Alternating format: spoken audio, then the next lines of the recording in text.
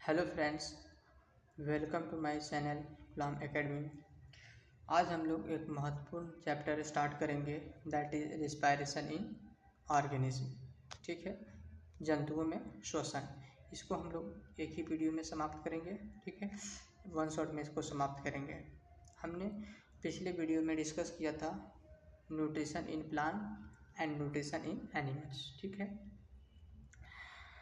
कि कहते हैं जब टूटने लगे हौसले तो बस ये याद रखना, जब टूटने लगे हौसले तो बस ये याद रखना, बिना मेहनत के हासिल तख्तोताज नहीं होते और ढूंढ ही लेते हैं अंधेरों में मंजिल अपनी, जुगनू कभी रोशनी के मोहताज नहीं होते, जुगनू कभी रोशनी के मोहताज नहीं होते।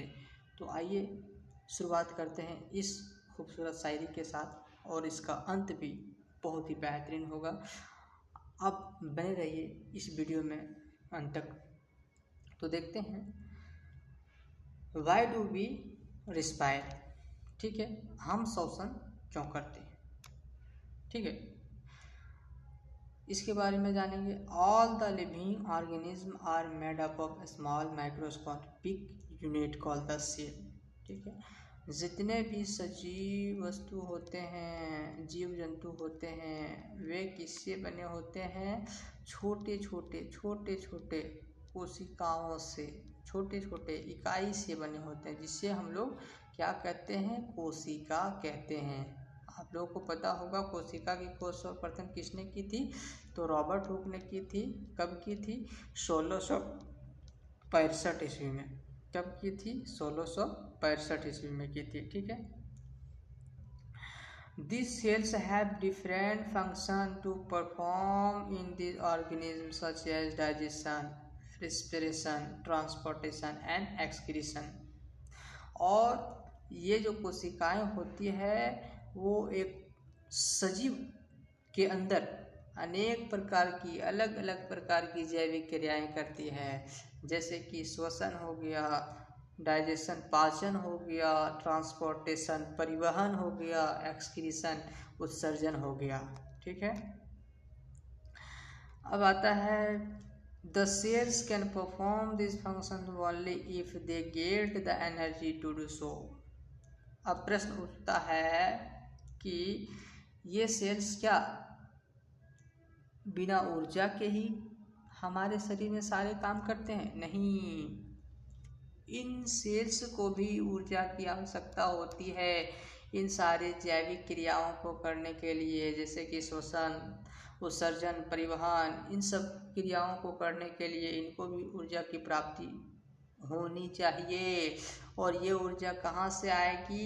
ये ऊर्जा हमारे खाने से आएगी। ठीक है, भोजन के माध्यम से इन्हें प्राप्त होगी। ठीक, hence all living organism need food. इसलिए अतः जितने भी लिविंग ऑर्गेनिज्म होते हैं, सजीव वस्तु होते हैं, सभी को भोजन की आवश्यकता होती है, which gives them the required energy, जो उन्हें आवश्यक ऊर्जा की पूर्ति करती है। The energy present in the food gets release when the organism respire और ब्रेथ। ठीक है, जो हमारे भोजन में एनर्जी उपस्थित होती है, ठीक है, वो कब रिलीज होती है? जब हम रिस्पायर करते हैं। ठीक है, जब हम श्वसन करते हैं तब भोजन से ऊर्जा रिलीज होती है। ठीक है, अब देखेंगे सेलुलर रिस्पायरेशन, कोशिकीय श्वसन। कोशिकीय श्वसन क्या है? Cellular respiration can be defined as the process in which the food that we eat is broken down inside the cell which results in the release of energy। ठीक है, सेलुलर रिस्पायरेशन को हम परिभाषित कर सकते हैं कि यह एक प्रक्रिया होती है जिसमें क्या होता है? फूड डैट वी ईट, जो हम भोजन करते हैं वो ब्रोकन डाउन, टूट जाता है इनसाइड द सेल, कोशिका के अंदर, जिसका परिणाम क्या होता है? Which results in the release of energy, जिसका परिणाम क्या होता है? ऊर्जा का रिलीज होता है, ऊर्जा निर्मुक्त होता है। ठीक है, all the cells in living organism undergo cellular respiration. ठीक है। जितने भी कोशिकाएं पाई जाती है एक सजीव वस्तु के अंदर, सारे लोग सेलुलर रिस्पायरेशन, कोशिकीय श्वसन करते हैं। ठीक है। The release of energy during cellular respiration, तो सेलुलर रिस्पायरेशन जब होता है तो एनर्जी किस प्रकार रिलीज होता है, जो हम भोजन करते हैं उसमें ग्लूकोज होता है। ठीक है। ये जो ग्लूकोज होता है वो कोशिका में मौजूद ऑक्सीजन के साथ अभिक्रिया करता है, और अभिक्रिया करने के पश्चात क्या निर्माण करता है, कार्बन डाइऑक्साइड और वाटर और प्लस एनर्जी का निर्माण करता है। और यही एनर्जी का उपयोग करता है कौन, हमारा सेल, हमारा कोशिका, और हम किसी भी कार्य को करने के लिए सक्षम हो पाते हैं। ठीक है। ये देखो, ये किधर चल गया, ये देखो, ये हमारा क्या है, ब्लड है, ब्लड प्लाज्मा है। ये कहाँ पाया जाता है, हमारे ब्लड कैपिलरी में पाए जाते हैं। ठीक है। इसमें क्या होता है, ऑक्सीजन की मात्रा होती है, ऑक्सीजन की मात्रा होती है, और ये ऑक्सीजन जो होती है वो किस में चली जाती है, हमारे कोशिका में, कोशिका में आ जाती है। और कोशिका में जो मौजूद होती है कार्बन डाइऑक्साइड, वो पुनः इसमें आ जाती है ब्लड में, और ब्लड क्या करता है, इस कार्बन डाइऑक्साइड को हमारे लंग्स में पहुंचा देता है। और श्वसन प्रक्रिया के दौरान जब हम एक्सपायर करते हैं तो उस समय, एक्सपायर मतलब श्वास निकालते हैं, उस समय ये कार्बन डाइऑक्साइड हमारे शरीर से बाहर निष्कासित कर दिया जाता है। ठीक है। The cellular respiration takes place in a cell organelle called mitochondria, और कोशिकीय श्वसन जहाँ होता है, जिस कोशिकांग में होता है, सेल ऑर्गेनेल्स का मतलब होता है कोशिकांग, जिस कोशिकांग में होता है उसको हम लोग क्या कहते हैं, माइटोकॉन्ड्रिया कहते हैं। क्या कहते हैं, माइटोकॉन्ड्रिया कहते हैं। The oxygen that an organism breathes in reacts with the carbohydrate, that is glucose, present in the food and results in the release of carbon dioxide, water and energy। जैसे कि हमने पहले चर्चा किया कि the oxygen that an organism breathe, जो एक सजीव ऑक्सीजन को सांस के माध्यम से लेता है, वो रिएक्ट्स करता है, अभिक्रिया करता है, किससे, कार्बोहाइड्रेट, जो कार्बोहाइड्रेट क्या है, ग्लूकोज है, ये रिएक्ट करता है ऑक्सीजन के साथ। ठीक है। और इसका परिणाम क्या होता है, ये कार्बन डाइऑक्साइड, वाटर और एनर्जी का निर्माण करता है, और ये एनर्जी हम उपयोग करते हैं अपने कार्यों में। ठीक है। अब देखते हैं टाइप्स ऑफ रिस्पायरेशन। ठीक है। श्वसन के प्रकार, श्वसन कितने प्रकार के होते हैं, श्वसन दो प्रकार के होते हैं। पहला होता है एरोबिक रिस्पायरेशन, दूसरा होता है एनारोबिक रिस्पायरेशन। दोनों में क्या अंतर है देखेंगे। This kind of respiration takes place in the presence of oxygen. ये जो एरोबिक रिस्पायरेशन जो होता है वो ऑक्सीजन के प्रेजेंस में होता है। ठीक है। और ऑक्सीजन में प्रेजेंस होता है तो हमें क्या मिलता है, कार्बन डाइऑक्साइड मिलता है, वाटर मिलता है, और एनर्जी भी मिलता है। ठीक है। और क्या मिलता है, एनर्जी भी मिलता है। इस एनर्जी का उपयोग हम दैनिक कार्यों को करने के लिए करते हैं। ठीक है। और एनारोबिक रिस्पायरेशन क्या है, this type of respiration happens in the cells in the absence of oxygen. ठीक है। इस प्रकार एनारोबिक रिस्पायरेशन क्या है, ये जो रिस्पायरेशन होता है, ये जो श्वसन होता है वो ऑक्सीजन की अनुपस्थिति में होता है। एनारोबिक का मतलब होता है अवायवीय, मतलब इसमें ऑक्सीजन की मात्रा नहीं होती है, और एरोबिक का मतलब होता है वायवीय। ठीक है। वायवीय श्वसन जो होता है वो ऑक्सीजन की उपस्थिति में होता है, और अवायवीय श्वसन जो होता है वो ऑक्सीजन की अनुपस्थिति में होता है। इसको याद रखना है, ये बहुत ही ज़रूरी बात है, बहुत ही इम्पोर्टेंट बात है। ठीक है। It leads to release of high amount of energy in living organism. ठीक है, जब वायवीय श्वसन होता है, जब एरोबिक रिस्पायरेशन होता है, तो अधिक मात्रा में ऊर्जा का निर्मुक्त होता है, ऊर्जा निर्माण होता है एक सजीव जंतुओं में। ठीक है, और जब एनारोबिक रिस्पायरेशन होता है उसमें क्या होता है, लो अमाउंट में एनर्जी रिलीज होता है। It result in a low amount of energy. इसमें ऊर्जा की जो मात्रा होती है वो कम मात्रा में रिलीज होती है। ठीक है, human beings and many other animal undergo aerobic respiration. ठीक है, हम मानव जो हैं, मनुष्य जो होता है और कुछ दूसरे जंतु में होता है, उसमें भी एरोबिक रिस्पायरेशन पाया जाता है।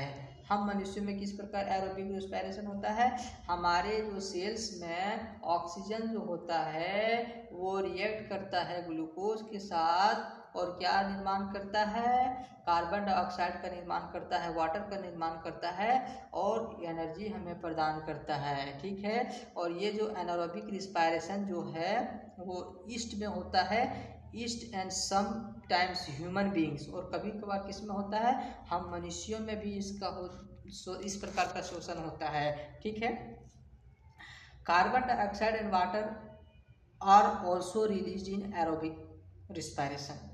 जैसे कि हमने बताया कि एरोबिक रिस्पायरेशन में कार्बन डाइऑक्साइड, वाटर का निर्माण होता है एनिमल्स मसल्स, और एनारोबिक रिस्पायरेशन में क्या होता है, उसमें एथेनॉल का निर्माण होता है, कार्बन डाइऑक्साइड का निर्माण होता है और कभी कभार क्या होता है, लैक्टिक एसिड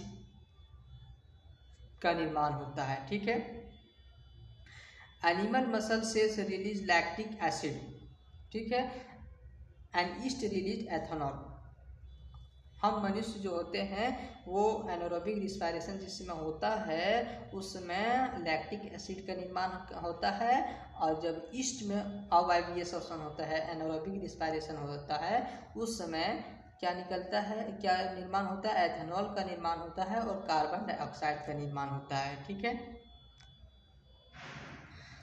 देखिए एनारोब्स, एनारोब्स किसको बोलते हैं, वैसा जीव जो अवायवीय श्वसन यानी कि एनारोबिक रिस्पायरेशन करता है।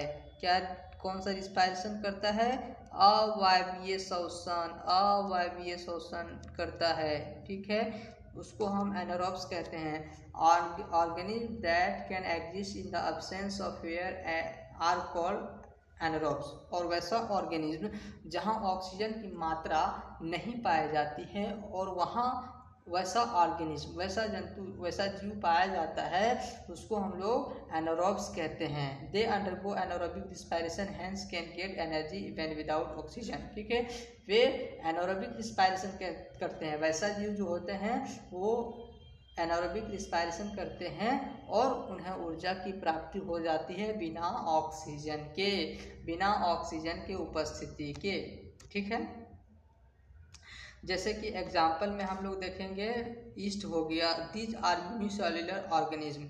ईस्ट जो होता है वे यूनिसेल्युलर ऑर्गेनिज्म होते हैं that exist in the absence of oxygen as well. ठीक है, वे और ईस्ट जो होते हैं वे ऑक्सीजन की अनुपस्थिति में भी पाए जाते हैं, मतलब जहाँ ऑक्सीजन नहीं होगी, ये सुंदर सा डायग्राम है, ये ईस्ट है, वे ईस्ट वहाँ भी मौजूद होंगे।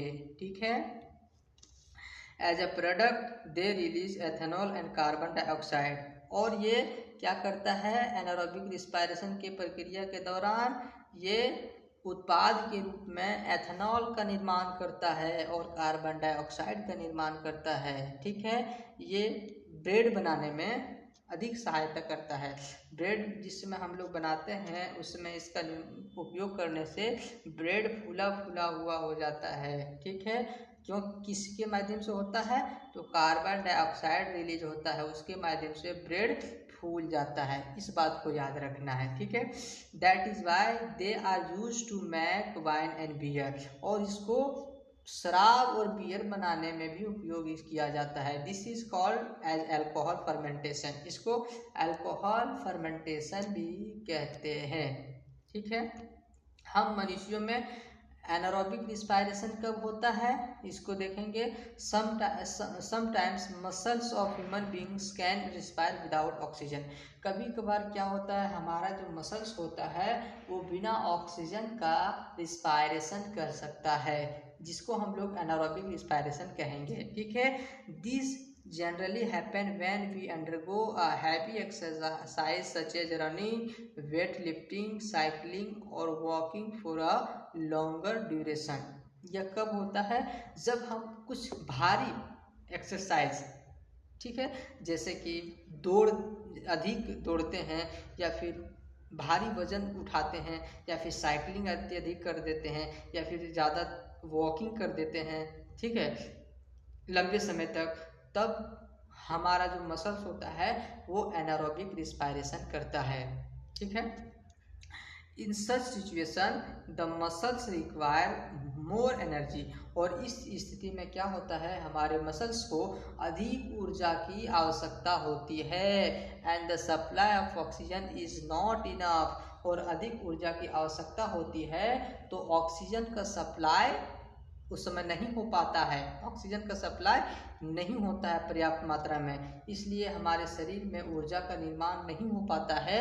और क्या करता है, ऊर्जा का निर्माण नहीं हो पाता है और ऑक्सीजन की आपूर्ति बढ़िया से नहीं हो पाती है। उस समय ऊर्जा निर्माण करने के लिए हमारा मसल्स क्या ग्लूकोज से अभिक्रिया करके ऑक्सीजन की अनुपस्थिति में क्या निर्माण करता है, लैक्टिक एसिड का निर्माण करता है। क्या निर्माण करता है, लैक्टिक एसिड। और यही जो लैक्टिक एसिड होता है वो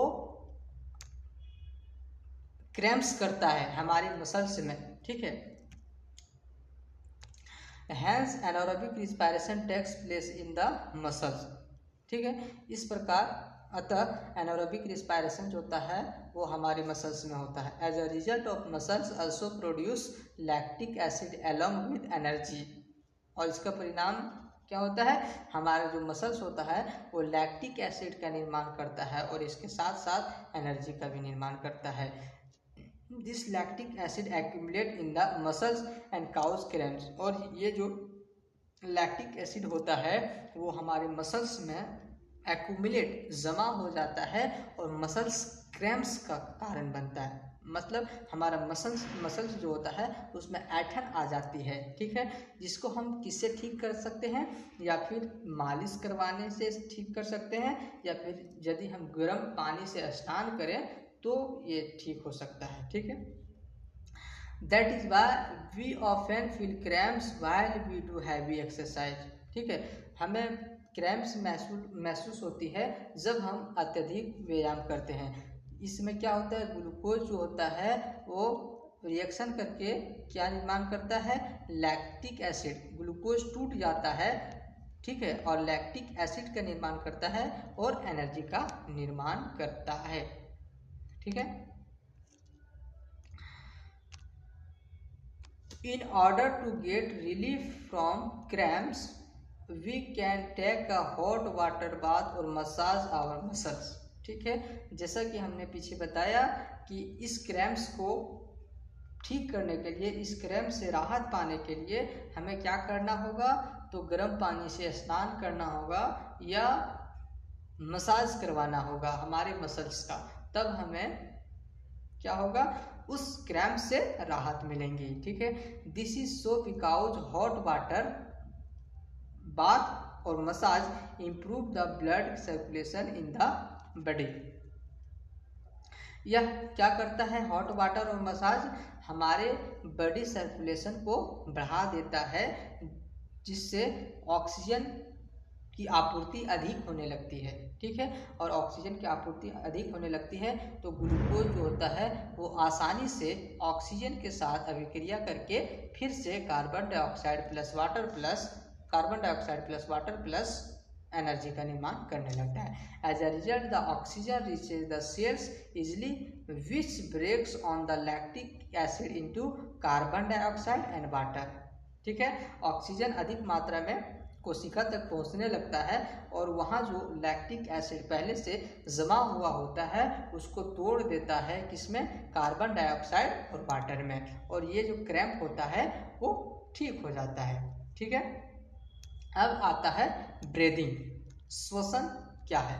ठीक है, श्वसन can be defined as a process in which organism with the help of their respiratory organ take in the oxygen rich air present in the surrounding and release out air that contain a high amount of carbon dioxide in it। क्या बोला गया है कि oxygen को इस प्रकार परिभाषित किया जा सकता है कि यह एक प्रक्रिया होती है सजीव वस्तुओं के द्वारा। ठीक है, यह प्रक्रिया सजीव वस्तुओं में यह प्रक्रिया होती है with the help of respiratory organ. किसके मदद से? तो श्वसन ऑर्गन की मदद से। ठीक है, ये क्या करता है? ऑक्सीजन को अपने अंदर लेता है, ऑक्सीजन से रिच हवा को अपने अंदर लेता है। ठीक है, और उसी रेस्पिरेटरी ऑर्गन से क्या करता है? कार्बन डाइऑक्साइड का निष्कासन करता है। ठीक है, ब्रीदिंग अकर्स कंटिन्यूअसली इन ऑर्गेनिज्म, और श्वसन जो होता है वो एक सजीव ऑर्गेनिज्म में लगातार चलते रहता है। श्वसन की प्रक्रिया जो होती है वो सजीवों में लगातार होती रहती है। ठीक है,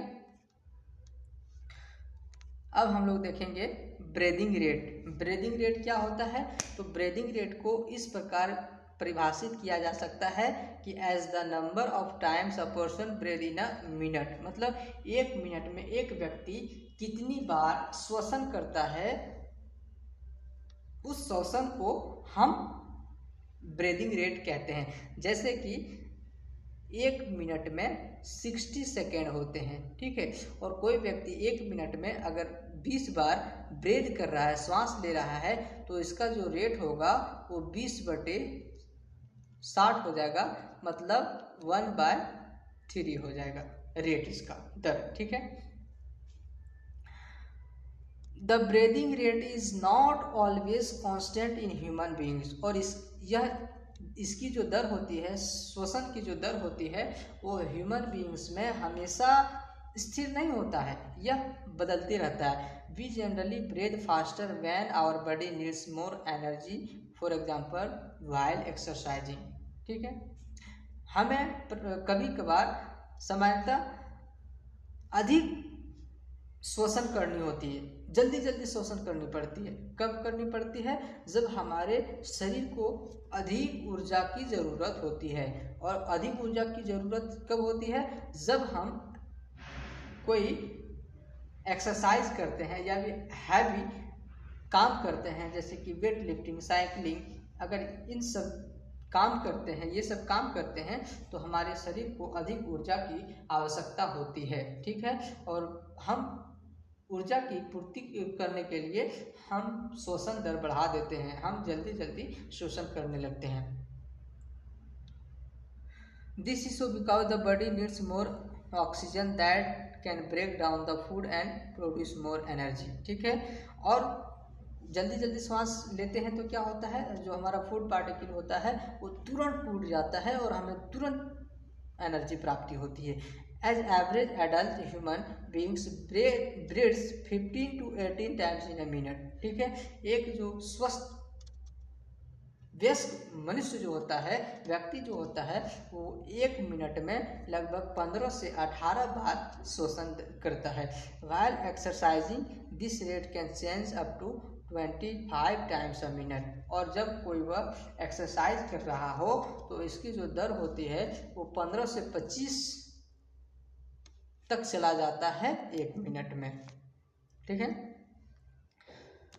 अब हम लोग देखेंगे the mechanism of breathing in human beings. ठीक है, मनुष्यों में जो श्वसन की जो तरीका होती है, वो विधि जो होती है वो कैसे होती है। We take in the air present in the environment through our nostril which travels through the nasal cavity. हम हवा अपने अंदर लेते हैं, जो इन्वायरमेंट में, जो पर्यावरण में हवा मौजूद होती है, थ्रू आवर नॉस्ट्रिल, हम अपने नाकों से, नाक द्वार से लेते हैं, विच ट्रेवल्स जो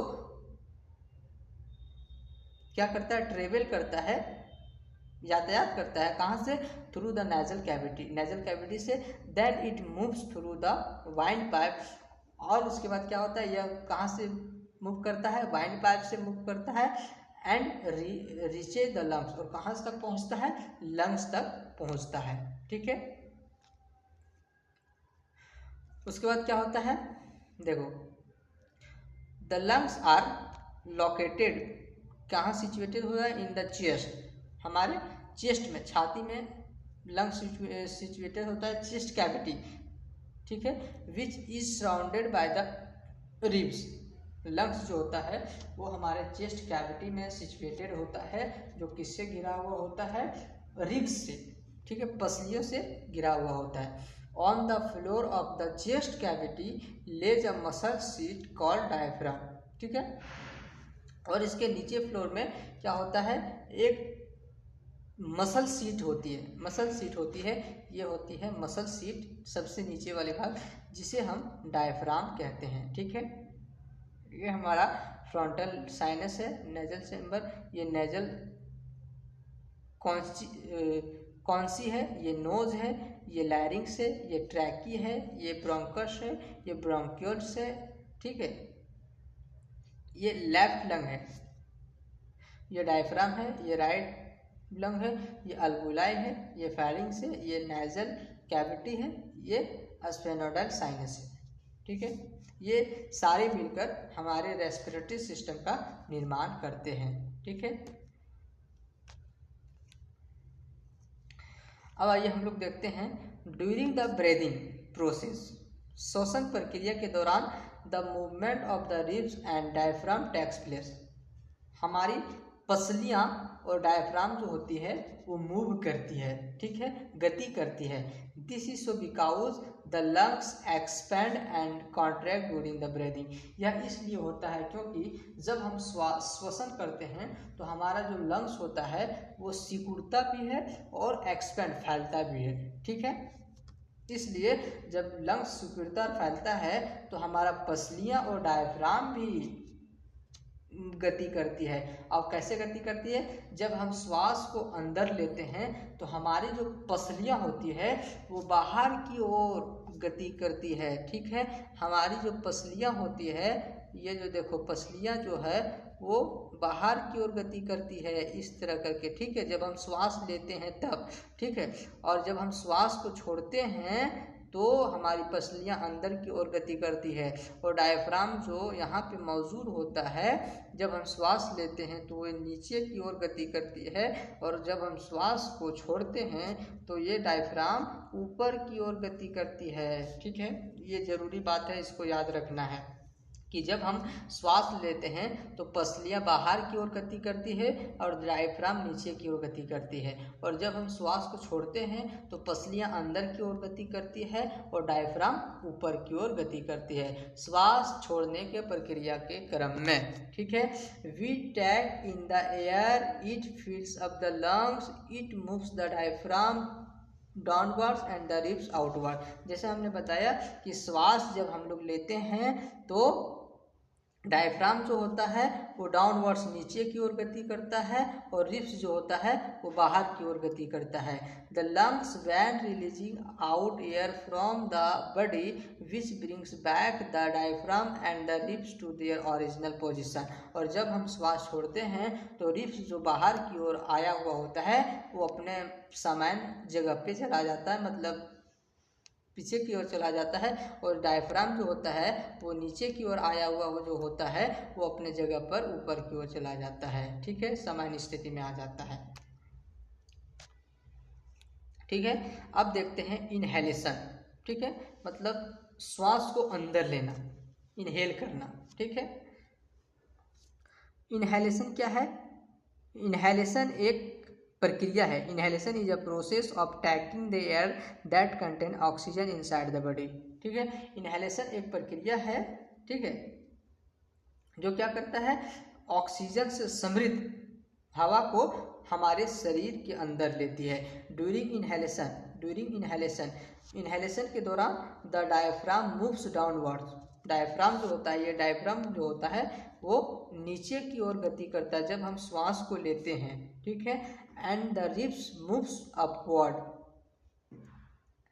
and the ribs moves upward, और जो रिब्स होती है वो आउटवर्ड या फिर अपवर्ड कह सकते हैं, इस तरह करके गति करती है तो इसको आउटवर्ड या अपवर्ड भी कह सकते हैं, ठीक है। तो रिब्स जो है वो अपवर्ड की ओर या फिर आउटवर्ड की ओर गति करती है। And towards thereby increasing the space in the chest cavity, ठीक है। This leads to the movement of air inside the lungs, और जब हम श्वास लेते हैं तो रिब्स जो तो है वो बाहर की ओर गति करता है, जिसके कारण यहाँ अंदर की जो कैविटी होती है वो फैल जाती है, और फैलने के क्रम में इस फेफड़े को फैलने में मदद करती है, ठीक है। अब आते हैं एक्सहेलेशन। एक्सहेलेशन क्या है? Exhalation is the process of releasing out air that contain carbon dioxide out of the body, ठीक है। एक्सहेलेशन एक प्रक्रिया है जो अंदर ली गई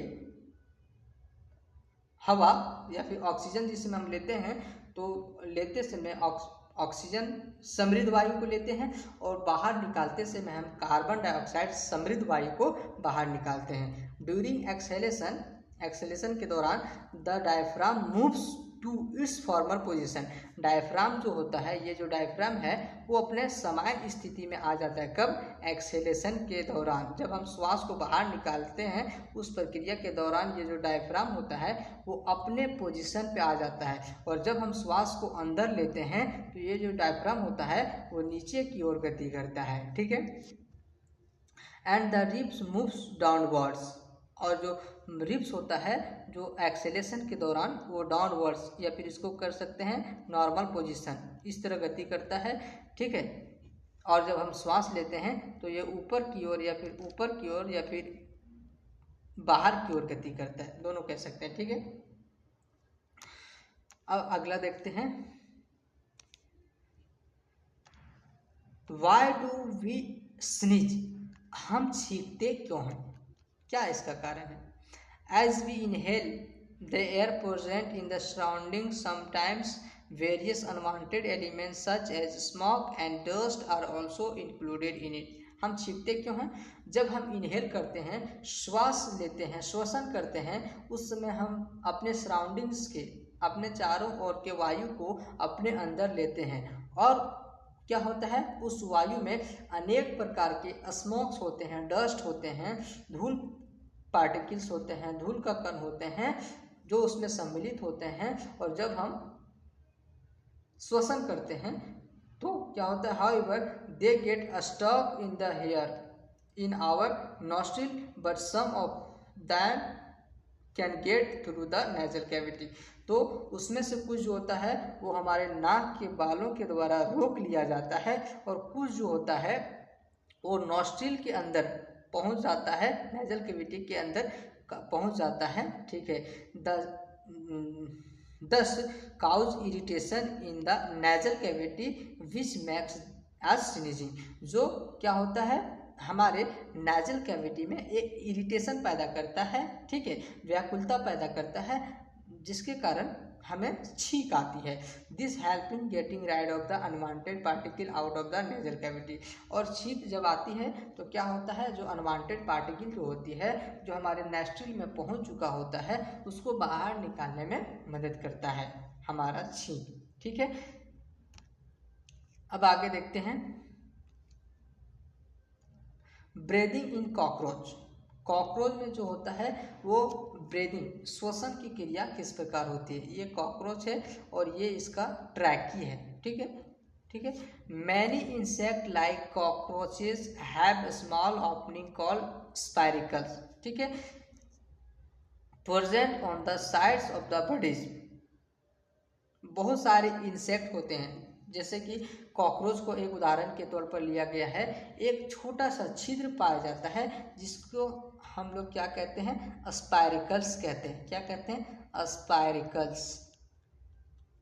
क्या कहते हैं, स्पाइरिकल्स। ठीक है, जो कहाँ पाया जाता है, इसके शरीर पर पाया जाता है। Also they have an air tube like structure called the ट्रैकी that allow the exchange of gases in this insect. और क्या होता है, एक ट्यूब जैसी संरचना पाई जाती है जिसको हम लोग ट्रैकी कहते हैं। ये ट्रैकी इस कॉकरोच को एक्सचेंज करने में, गैसेस का एक्सचेंज करने में, आदान प्रदान करने में अहम भूमिका निभाती है। तो हम कह सकते हैं कॉकरोच में जो होता है वो श्वसन की क्रिया ट्रैकी के माध्यम से होती है। किसके माध्यम से होती है, ट्रैकी के माध्यम से होती है। और कॉकरोच में जो छिद्र पाया जाता है उस छिद्र को हम लोग स्पाइरिकल्स कहते हैं। The air enters the body through the spiracles. Airs जो होती है, हवा जो होती है, वो बॉडी के अंदर स्पाइरिकल्स से अंदर जाती है and diffuse in the cells via the trachea. और कोशिकाओं में डिफ्यूज हो जाती है, प्रसरण हो जाती है। ठीक है, किसके जरिए, तो ट्रैकी के जरिए। ठीक है, सिमिलरली इसी प्रकार the air from the cells enters the trachea. इसी प्रकार क्या होता है, कोशिका से जो एयर्स होती है वे ट्रैकी के अंदर आते हैं, moves out of the body through spiracles. और इसी स्पाइरिकल्स के द्वारा इसको बाहर निष्कासित कर दिया जाता है, जिसमें कार्बन डाइऑक्साइड समृद्ध होता है। जिसमें क्या होता है, कार्बन डाइऑक्साइड समृद्ध होता है। ठीक है, अब देखते हैं हम लोग ब्रीदिंग इन अर्थवर्म। अर्थवर्म जो होता है, केचुआ जो होता है, जिसको हम लोग फ्रेंड्स ऑफ फार्मर, किसान का मित्र भी कहते हैं। इसमें जो श्वसन की जो क्रिया होती है वे कैसे होती है, श्वसन की क्रिया कैसे होती है। Earthworm have a soft swimming and moist skin. Earthworm केचुए के पास एक मुलायम, स्लिमिंग, सिलपट और नमीदार स्किन होता है। ठीक है, hence the gases can easily pass in the out of the earthworm through it's skin. अतः जो हवा जो होती है, गैस होती है, वे इसके सतह से, इसके स्किन से आसानी से पास हो जाता है। ठीक है, similarly frog also have a slippery and moist skin that can help in breathing, however frog contain lungs too. ठीक है, इसी प्रकार का जो त्वचा होती है वो मेंढक में भी होती है। ठीक है, स्लिपरी होती है। ठीक है, और नमीयुक्त होती है। लेकिन मेंढक के पास फेफड़ा भी होता है, लेकिन फेफड़े का उपयोग ये कब करता है, जब ये ज़मीन पे होता है, जब ये अर्थ पे होता है, तो अर्थ पे ये फेफड़े के द्वारा श्वसन करता है। और जब ये पानी में होता है तब ये मॉइस्ट स्किन के द्वारा श्वसन करता है। ठीक है, अब देखिए ब्रीदिंग अंडर वाटर, पानी के अंदर श्वसन किस प्रकार होता है। ठीक है, इसके बारे में हम लोग जानेंगे।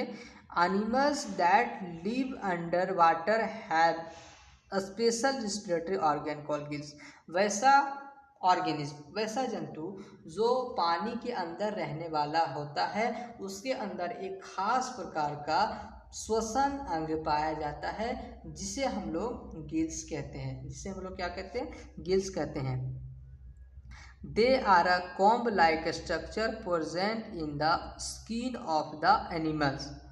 ठीक है, ये एक कॉम्ब जैसी संरचना होती है जो एनिमल्स के स्किन्स में होती है, जो अंडर वाटर में पाए जाने वाले जंतु होते हैं उसके स्किन्स में होते हैं।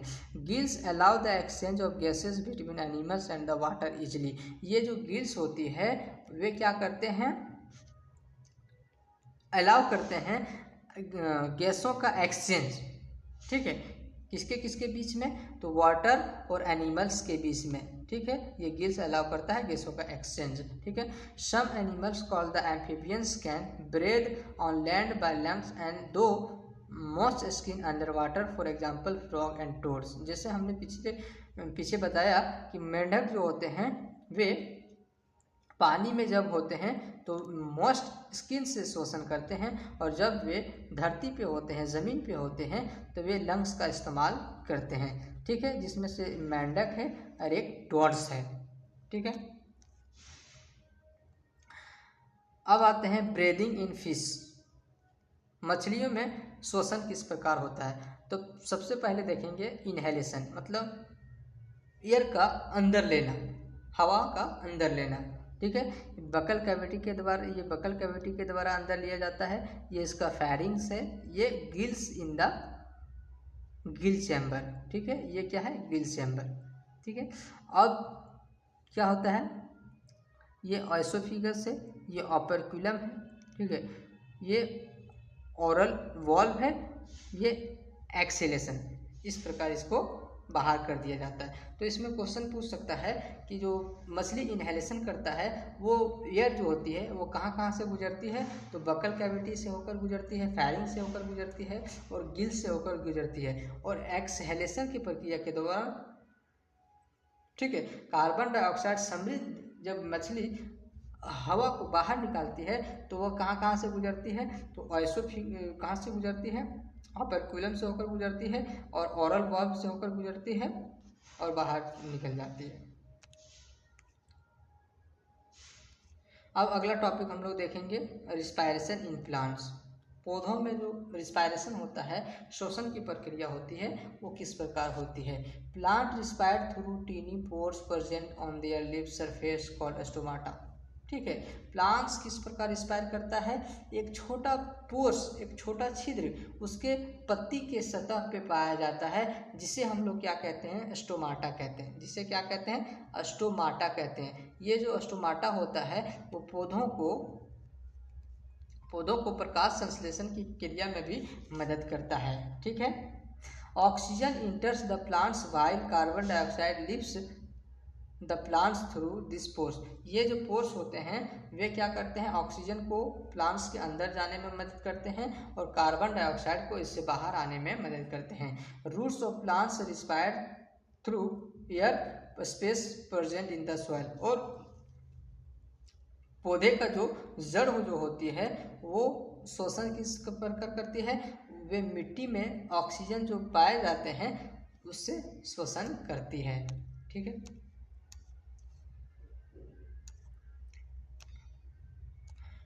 The woody stem of plants have lenticels for the exchange of respiratory gases। woody stem के पास क्या होता है? एक स्पेशलाइज सेल्स होता है जिसे हम लेंटिसेल्स कहते हैं। इसके माध्यम से ये गैस का आदान प्रदान करता है।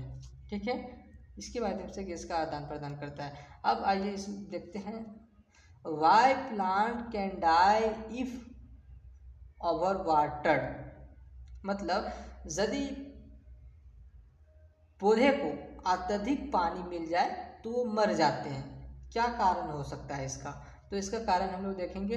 We know that the roots get oxygen from soil. जैसा कि हम लोग जानते हैं कि पौधे की जड़ जो होती है उसको ऑक्सीजन कहाँ से मिलती है? तो उसको ऑक्सीजन सॉइल से मिलती है। ठीक है, उसको ऑक्सीजन कहाँ से मिलती है? तो उसको ऑक्सीजन सॉइल से मिलती है। We also understand that the air in the soil is present between the soil particles। और यह भी हम जानते हैं कि सॉइल में जो हवा मौजूद होती है वे सॉइल के पार्टिकल, मिट्टी के पार्टिकल के बीच में मौजूद होती है हवा। ठीक है, along with the air soil also contain some water और moisture। ठीक है, इसके साथ साथ मिट्टी में क्या होता है? पहले से नमी होता है और कुछ पानी की मात्रा होती है। If you over water the plants the spaces between the soil particle gate clogged. यदि हम इसमें अधिक पानी की मात्रा दें तो ये क्या होगा? इसकी जो मिट्टी के जो स्पेस होगी वे क्लॉग्ड हो जाएंगी, आपस में सिकुड़ जाएंगी।